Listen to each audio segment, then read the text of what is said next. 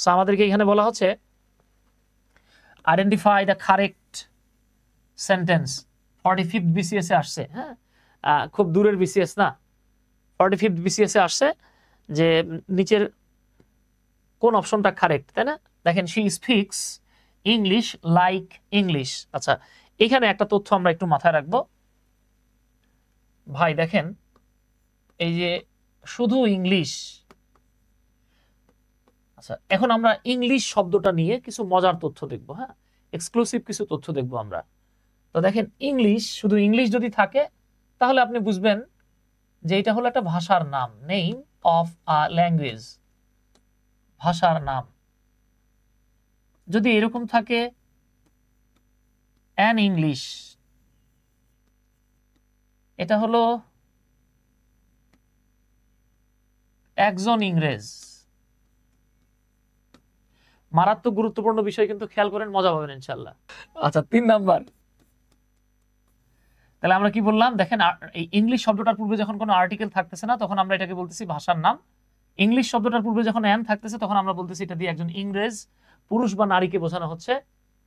এরপরে খেয়াল করেন, আমরা যখন দা ইংলিশ, অর্থাৎ ইংলিশের সামনে দা শব্দটা ব্যবহার করতেছি তখন বোঝানো হচ্ছে ইংরেজ জাতিদেরকে, ইংরেজ জাতি, তাহলে পুরো ইংরেজ জাতিকে বোঝাচ্ছে। তবে তবে একটা ইন্টারেস্টিং ফ্যাক্ট আছে যেটা আমাদের অনেক ভাই বোনেরা হয়তো ওইভাবে খেয়াল করে না, হ্যাঁ, অনেকে জানেও না। দেখবেন যে এই ল্যাঙ্গুয়েজ শব্দটা, এই ল্যাঙ্গুয়েজ শব্দটা, এই শব্দটার পূর্বে যদি ইংলিশ শব্দটা থাকে,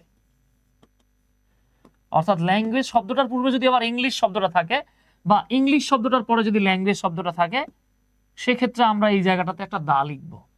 তাহলে দেখেন, শুধু ভাষার নাম বোঝালে ইংলিশের পূর্বে নো আর্টিকেল।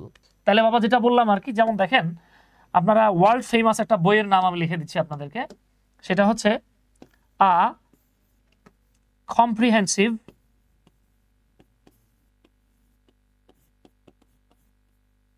গ্রামার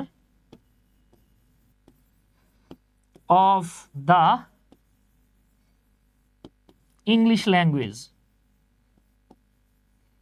হ্যাঁ, এটাকে অনেকে অনেকে ইংরেজি গ্রামারের বাইবেলও বলে, খুব মারাত্মক একটা ইনফরমেটিভ বুক। তো দেখেন, এখানে ইংলিশ দিয়ে ল্যাঙ্গুয়েজ, ভাষাই বোঝানো হয়েছে, বাট তার পূর্বে দা বসছে। প্রশ্ন হচ্ছে গিয়ে এই ইংলিশের পূর্বে জাতি না বোঝানোর পরেও আমরা একটা দা লিখেছি। ওয়াই? কারণ ওই যে বললাম, ইংলিশ ল্যাঙ্গুয়েজ মানে ইংরেজি ভাষা যখন বলা হবে তখন আবার এর পূর্বে আপনাকে একটা দা লিখতে হবে। আশা করি ইনশাআল্লাহ এই বিষয়টা বুঝে ফেলাইছেন। আসেন, ঠিক আছে, আমরা একটু দেখি। এইবার এই জায়গাটাতে চলে আসেন বাবা। শি, একটা মেয়ের কথা বলা হচ্ছে, যে মেয়েটা স্পিক্স, বলে, হ্যাঁ, ইংলিশ, ইংরেজি ভাষাটাকে বলে লাইক, মতো। কাদের মতো? ইংরেজদের মতো। সে ইংরেজি ভাষার মতো ইংরেজি বলে, তা তো বলা যায় না, এখানে ইংরেজি একটা ভাষার নাম, তাই হবে না। ওকে, এবার দেখেন, সে স্পিক্স দ্য ইংলিশ, সে ইংরেজি জাতি বলে, এটা কোনো সময় হইতে পারে না।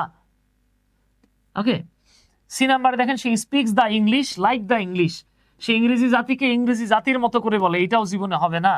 এই ডি নাম্বারটা হলো পারফেক্ট আনসার। সে স্পিক্স ইংলিশ, সে ইংরেজি বলে লাইক দ্য ইংলিশ, ইংরেজদের মতো করে।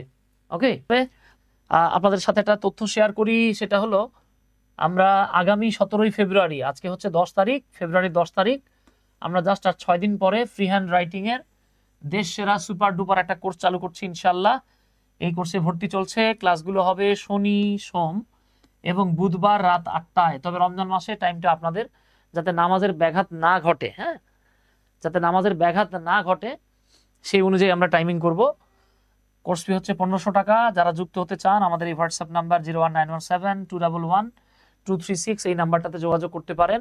ইনশাল্লাহ আপনার লাইফের সেরা একটা অনলাইন কোর্স পাবেন, আপনারা সেরা একটা অনলাইন কোর্স পাবেন এই জায়গাটাতে ভাই। যারা একাডেমিক, অর্থাৎ যারা এসএসসি থেকে এইচএসসির স্টুডেন্ট আছেন, যারা আইএলস এক্সাম দিবেন, যারা বিসিএস এর রিটেনের প্রিপারেশন নিচ্ছেন, যারা ব্যাংক জবের প্রিপারেশন নিচ্ছেন, তারাও চাইলে যুক্ত হতে পারেন। শুধু এখানে একটা টপিক থাকবে না, সেটা হলো ফোকাস রাইটিং। আর সবচেয়ে বেশি সবাই তো লাভবান হচ্ছে নেই, এছাড়াও NTRCA অর্থাৎ প্রাথমিক শিক্ষক নিয়োগের স্কুল পর্যায়ের যারা রিটেনের প্রিপারেশন নিচ্ছেন এই সবার জন্যই 100% রাইটিং কভার হয়ে যাবে ইনশাআল্লাহ। এছাড়া আমাদের অনেক ফ্রিল্যান্সার ভাই বোন আছেন যারা চান যে ভাই আমি ইংরেজিতে ভালো করব, তাদের জন্য বেস্ট একটা কোর্স হতে পারে এই কোর্সটা।